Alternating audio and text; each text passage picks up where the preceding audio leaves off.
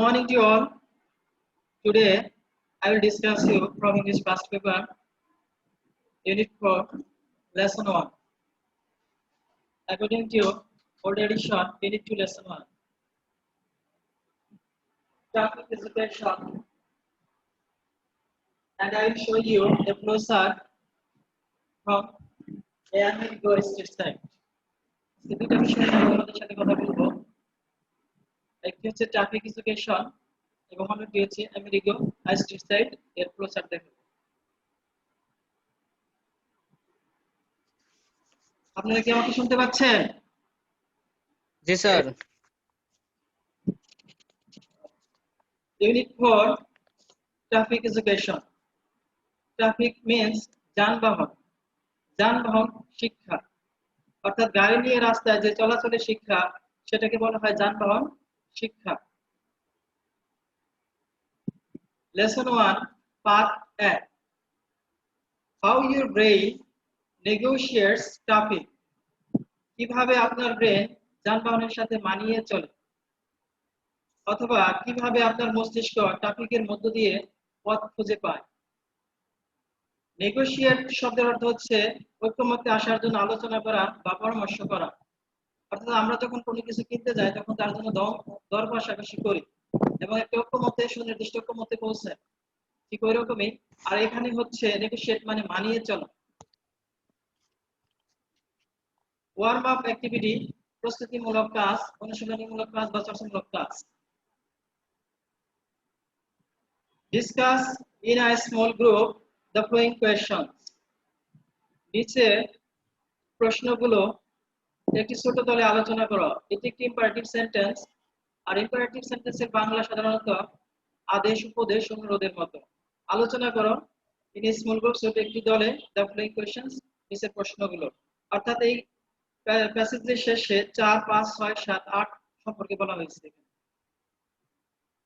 What do you mean by traffic?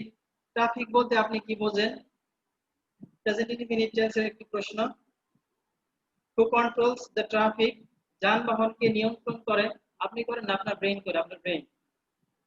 What are the challenges of traffic control? যানবাহন নিয়ন্ত্রণের চ্যালেঞ্জগুলো কি কি? এখানে চ্যালেঞ্জ বলতে প্রতিবন্ধকতাকে বোঝাচ্ছে। অর্থাৎ কি কি যানবাহন নিয়ন্ত্রণের জন্য কি কি প্রতিবন্ধকতা আছে সেগুলো কি কি? Do you ride a bicycle? আপনি কি একটি সাইকেল চালাতে জানেন? মানে আপনি কি একটি সাইকেল চালান? If yes, যদি চালান, how do you negotiate the traffic? কিভাবে আপনি ট্রাফিকের সাথে মানিয়ে চলেন? অর্থাৎ সাইকেল চালানোর সময় কি কি বিষয় আপনি খেয়াল করেন, কি কি বিষয় আপনাকে অ্যাডজাস্টমেন্ট করতে হয়। Speak in a group, একটি দলে আলোচনা করুন। If you don't know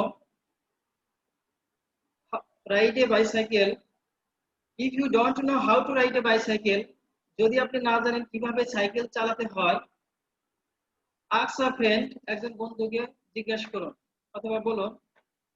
Who does, যে জানে, বা who knows, এখানে who knows এর পরিবর্তে does ব্যবহার করা হয়েছে। অর্থাৎ যে জানে তাকে আপনি জিজ্ঞাসা করুন, সে আপনাকে দেখিয়ে দেবে। Read the passage below, নিচের অনুচ্ছেদটি পড়ুন, and complete the activities, এবং কার্যক্রমগুলো সম্পন্ন করুন। Mention, উল্লেখিত কার্যক্রমগুলো সম্পন্ন করুন at the end of the passage, প্যাসেজের শেষে। আর নিচের অনুচ্ছেদটি পড়ো এবং অনুচ্ছেদটি শেষে উল্লেখিত কার্যক্রমগুলো সম্পন্ন করো। এখানে মেনশন শব্দের অর্থ উল্লেখ করা, আর মেনশনের পাস্ট পার্টিসিপল হচ্ছে মেনশন, মানে উল্লেখিত বা লিখিত। When you are in the driving seat of a car, আপনি যখন কোনো গাড়ির চালকের আসনে থাকেন, you have the steering and the horn in your hand, আপনার হাতে থাকে স্টিয়ারিং আর ভেপো। The brake and accelerator under your feet, পায়ের নিচে থাকে ব্রেক আর accelerator. Eyes open looking ahead, সামনে ডানে, left and right. Eyes open looking ahead left and right, সামনে ডানে বাঁয়ে দেখার জন্য চোখ থাকে খোলা। এখানে ইউ হ্যাভ ভার্বে ব্যবহার করা হয়েছে। আর স্টিয়ারিং হচ্ছে আপনারা যখন গাড়িতে উঠেন তখন লক্ষ্য করবেন যে বাস গাড়িতে স্টিয়ারিং হুইল থাকে, চাকা, পরিচালন যন্ত্র, অর্থাৎ আপনার গাড়িকে আর নিয়ন্ত্রণ করা হয় যেটা করার জন্য যে যন্ত্রটা ব্যবহার করা হয় হুইল, চাকা, যে যন্ত্রটা সেটা হচ্ছে স্টিয়ারিং, পরিচালন যন্ত্র। হর্ন ইন ইওর হ্যান্ডস, এবং আপনার হাতে থাকে হর্ন, অর্থাৎ যেটাতে আপনি কি করেন, কেউ যদি সামনে এসে যায় তাহলে কি হর্ন ভেপো বাজান তাকে সরে যাওয়ার জন্য। যেগুলো যেটা আপনার হাতের মধ্যে থাকে, দ্য ব্রেক অ্যান্ড অ্যাক্সিলারেটর, এবং ব্রেক এবং অ্যাক্সিলারেটর, ব্রেক আপনার গাড়ি যখন থামানোর প্রয়োজন হয় তখন আপনি ব্রেক করেন, এবং অ্যাক্সিলারেটর যখন গতি বাড়ানোর প্রয়োজন হয় তখন অ্যাক্সিলারেটর এর মাধ্যমে গতি বাড়ান। আন্ডার ইওর ফিট, যেটা আপনার পায়ের নিচে থাকে। আইস ওপেন লুকিং অ্যাহেড, এবং চোখগুলো থাকে সামনের দিকে। লেফট এন্ড রাইট, কখনো ডানে এবং বামে। আপনারা লক্ষ্য করে থাকবেন গাড়ির বাম পাশে এবং ডান পাশে দুটো লুকিং গ্লাস থাকে, যেটা দিয়ে পিছনের দিক অংশ দেখা যায়। জি sir. The same can be said about a motorcycle. একই কথা বলা যেতে পারে একটি মোটরসাইকেলের ক্ষেত্রেও, মোটরসাইকেল চালকের ক্ষেত্রেও, উইথ সাম মডিফিকেশনস, কিছুটা ভিন্নতা সহকারে অথবা কিছুটা পরিবর্তন সহকারে। এখন মোটরসাইকেলে কি থাকে? মোটরসাইকেলে কিন্তু হাতে অ্যাক্সিলারেটর থাকে, ব্রেক থাকে, ভেপো থাকে, লুকিং গ্লাস থাকে দুই সাইডে, এবং সেখানে আর পায়ে কি থাকে, পায়ে ব্রেক থাকে এবং অ্যাক্সিলারেটর থাকে উইথ সাম মডিফিকেশনস। এবং সেখানে আরেকটা বিষয় থাকে যে গাড়ি যখন আপনি বাস গাড়িতে ওঠেন তখন দেখবেন সেখানে যে স্টিয়ারিংটা সেটা কিন্তু গোল চাকা, কিন্তু এখানে কিন্তু মানে হ্যান্ডেল দুই সাইডে। শুনতে পাচ্ছেন আমাকে? জি স্যার। দুই সাইডে দুটি হ্যান্ডেল থাকে। This are all very visible, এইসব এগুলো খুবই দৃশ্যমান। এই দিস বলতে এখানে কি বোঝানো হচ্ছে, অর্থাৎ গাড়ির মধ্যে স্টিয়ারিং, ব্রেক, অ্যাক্সিলারেটর,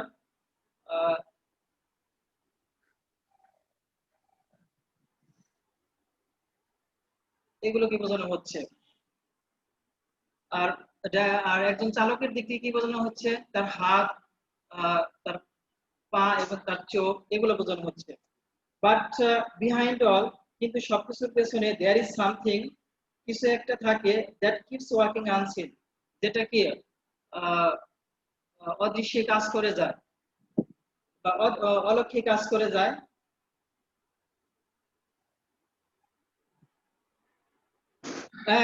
এবং that is the central processing unit, আর সেটা হচ্ছে সেন্ট্রাল প্রসেসিং ইউনিট, সিপিইউ, অর্থাৎ কেন্দ্রীয় প্রক্রিয়াকরণ অঞ্চল, সিপিইউ। ইউর ব্রেন, আপনার মস্তিষ্ক, অর্থাৎ কম্পিউটারের মধ্যে কি সিপিইউ থাকে, এবং হিউম্যান বডির জন্য থাকে মস্তিষ্ক, এবং এখানে কম্পিউটারের ব্রেন, আর এখানে সিপিইউ বলতে হিউম্যান বডি যে পরিচালনার জন্য ইউর ব্রেন, আপনার মস্তিষ্ককে বোঝানো হচ্ছে।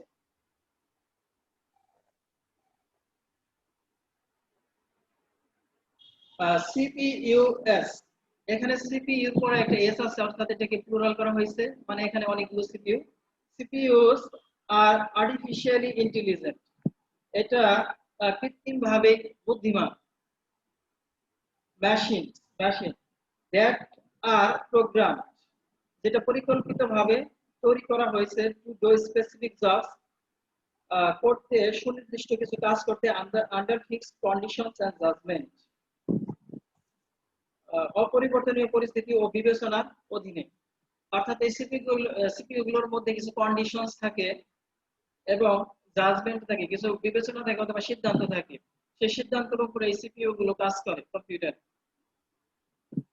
এখন আমি যদি কম্পিউটারের কিবোর্ডে এ প্রেস করি তাহলে উঠবে কি, এ উঠবে। বি প্রেস করলে বি উঠবে। সেটা কি আগে থেকে কি পরিকল্পিত মানে প্রোগ্রাম করা আছে এবং সেখানে 1+1 যদি যোগ করি তাহলে 2 হবে, 2+2 4 হবে, সেখানে কিন্তু 5 কিংবা 6 দেখাবে না, অর্থাৎ সেটা পরিকল্পিতভাবে fixed সুনির্ধারিত। But human brain is intelligent by nature. কিন্তু মানব মস্তিষ্ক প্রকৃতিগতভাবে বুদ্ধিমান। It is the most sophisticated. এটা সবচেয়ে কি বাস্তবধর্মী। sophisticated মানে কি বাস্তবধর্মী অথবা সূক্ষ্ম machine that is able to operate, যা কাজ করতে সক্ষম ever changing conditions, নিয়ত পরিবর্তনশীল অবস্থার উপর, and standards of judgment, এবং বিচার বিবেচনার অধীনের উপর। অর্থাৎ আপনার ব্রেন এখানে it is the most sophisticated machine, অর্থাৎ এখানে ব্রেইনের কথা বলা হয়েছে। ইট বলতে এখানে ব্রেইনের কথা বলা হয়েছে human brain. Human brain is the most sophisticated machine. এটা সবচেয়ে বাস্তবভাবে একটি কি যন্ত্র। as conditions যেহেতু as conditions in the traffic, যেহেতু রাস্তার যানবাহনের অবস্থা keep invariably changing, হতে থাকে সবসময় পরিবর্তন আর সর্বদা পরিবর্তনশীল,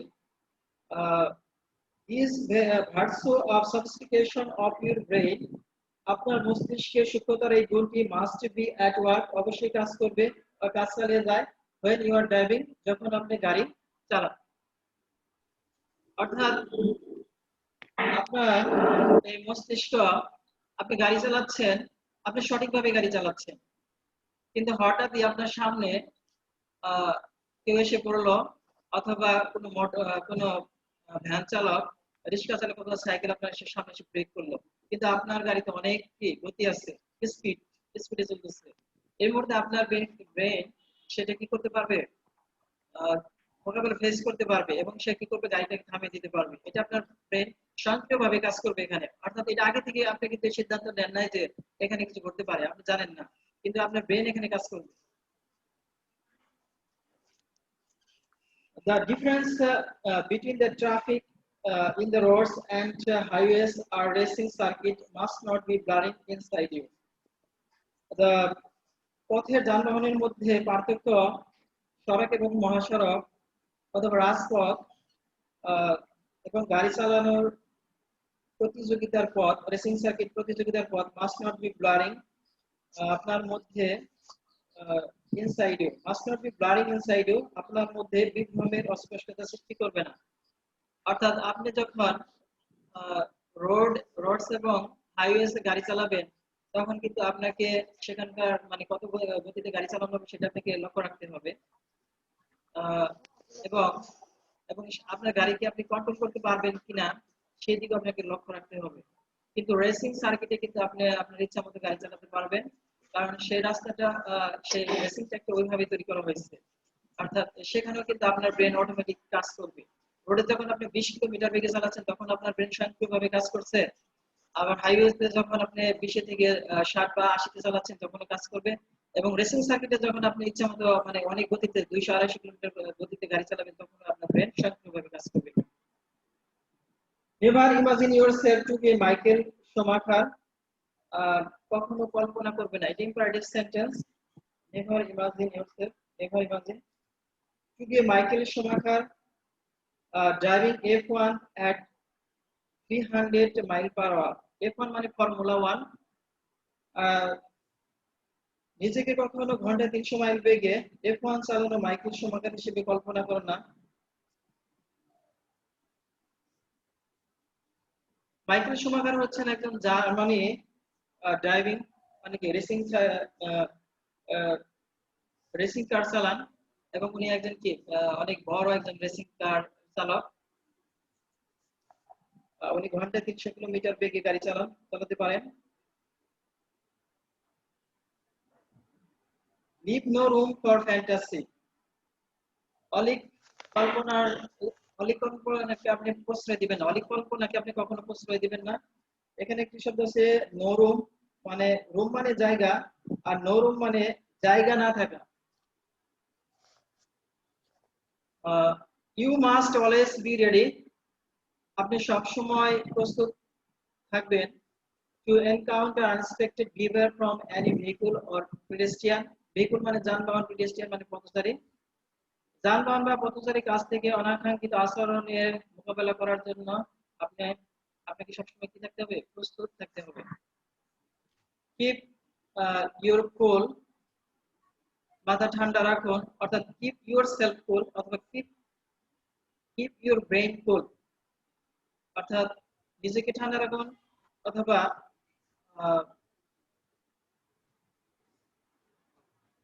কিপ ইউর ব্রেইন কুল, আপনার মাথাকে ঠান্ডা রাখুন। ইজ ইজি টু অ্যাডভাইস বা ডিফিকাল্ট টু মেইনটেইন, এটা উপদেশ দেওয়া সহজ তবে তা রাখা কঠিন।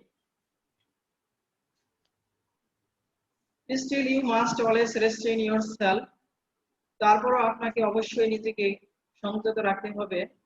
বিকজ কেননা at the end of the day, দিনের শেষে you don't want to be regarded as a killer, আপনি নিশ্চয়ই হত্যাকারী হিসেবে অথবা ঘাতক হিসেবে আখ্যায়িত হতে চান না।